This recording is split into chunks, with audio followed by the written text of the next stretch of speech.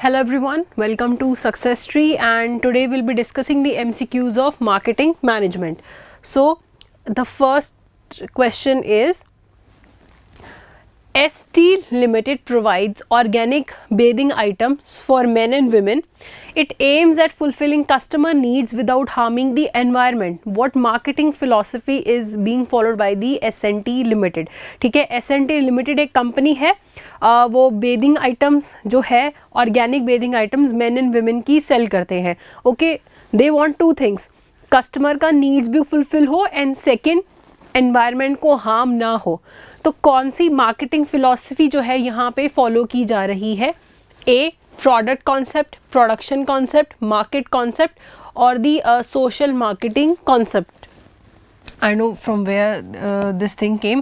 Okay, so which concept is being followed in this question? तो आपने marketing philosophies की हैं. I think in the MCQs also we have done these multiple times. Product concept, production concept. ठीक है, in product concept जो आपका customer है, it goes for the quality. कि अगर आपका क्वालिटी अच्छा है, प्रोडक्ट का कुछ इनोवेटिव है, the customer will buy it. ठीक है, नेक्स्ट है प्रोडक्शन कॉन्सेप्ट कि इफ़ आप लार्ज स्केल पे प्रोडक्शन करते हैं and your product is available everywhere and your product is affordable, then it will sell itself.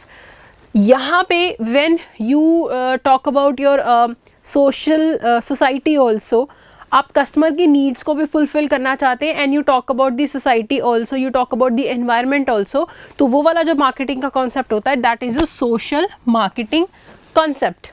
Okay, next question is, the usual source of your new product is what? अगर एक company है वो बार बार obviously नए नए products लेके आते हैं. Okay, सो नए प्रोडक्ट का यूजुअली सोर्स क्या होता है? they have talked about usual source. It's not that this is the only source of a new product. Okay, so one is marketing, research, R&D, accidental discoveries, or a variety of sources including customers, competitors, serendipity and formal process. तो आप ये देखिए, ये सारी ही जो चीज़ें हैं ना, they are sources of new product. ये सारे के सारे ही सोर्स है न्यू प्रोडक्ट के, but they have talked about the usual, या सबसे जो कॉमन होता है. So what is the answer? The answer is marketing research. Marketing research is the usual source of your new product. Although R&D accidentally भी discover कर सकते हैं, multiple, कोई कस्टमर आपको कोई कंप्लेंट के थ्रू आइडिया प्रोवाइड कर सकता है. Okay, so the answer here is usual source is your marketing research. Next is, advertisement aims at what?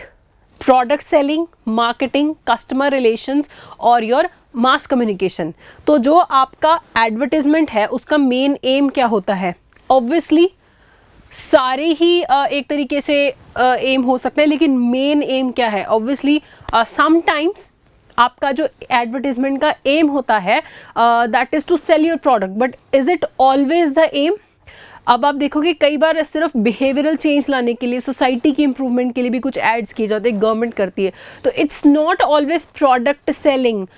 Advertisement क्या होता है? मास कम्युनिकेशन के लिए, मासेस तक किसी आइडिया को, प्रोडक्ट को रीच करने के लिए हम एडवर्टाइजमेंट करते हैं. सो ऑब्वियसली आपको सारे ऑप्शंस लगेंगे कि कहीं ना कहीं जो है एडवर्टाइजमेंट में होते हैं, लेकिन basically what we do is mass communication.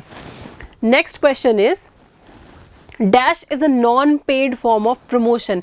Now you know there are multiple methods of promotion, advertising, direct marketing, sales promotion. जो है non-paid form का promotion इसमें से कौन सा है? ठीक है, non-paid, क्या पे नहीं करते हो? Obviously advertising जो है paid form होता है. Publicity जो है, this is a non-paid form. ठीक है, एक आपने टर्म सुना होगा PR, पब्लिक रिलेशंस, ये भी पेड फॉर्म होता है एंड इसको ना नॉर्मली क्राइसिस मैनेजमेंट के टाइम पे यूज़ करते हैं.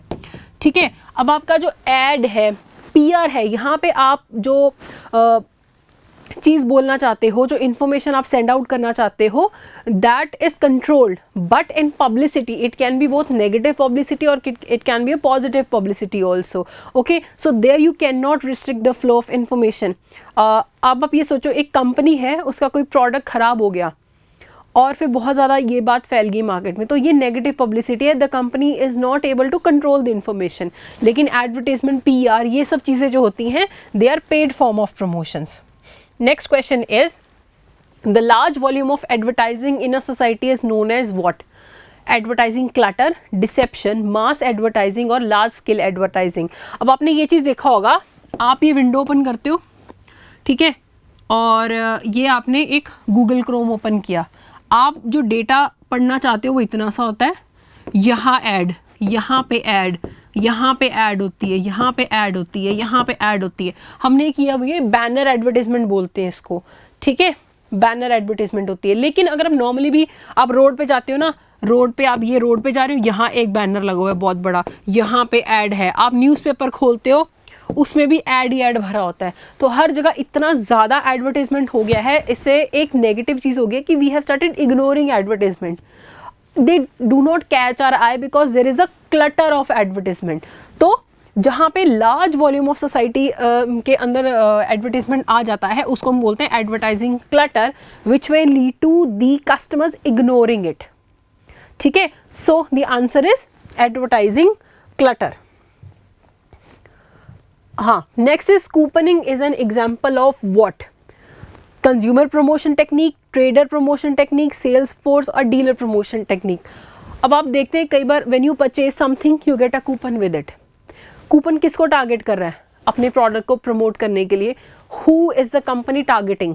The consumer. तो ऑब्वियसली अगर हम अपने प्रमोट कर रहे हैं तो ये क्या हुआ? Consumer promotion technique. ओके, अगर आप मान लो आप कपड़े लेने गए, साथ में आपको एक कूपन मिला है कि अगर आप इस ब्रांड, मान लीजिए आप शॉपर स्टॉप पे गए, आपने 10,000 की शॉपिंग कर ली, उन्होंने आपको एक कूपन फ्री दिया, ठीक है, कि अगर आप मान लो लीवाइस का नेक्स्ट टाइम कुछ भी 2,000 से ऊपर का खरीदते हैं, आपको 300 रुपीज़ ऑफ मिलेगा।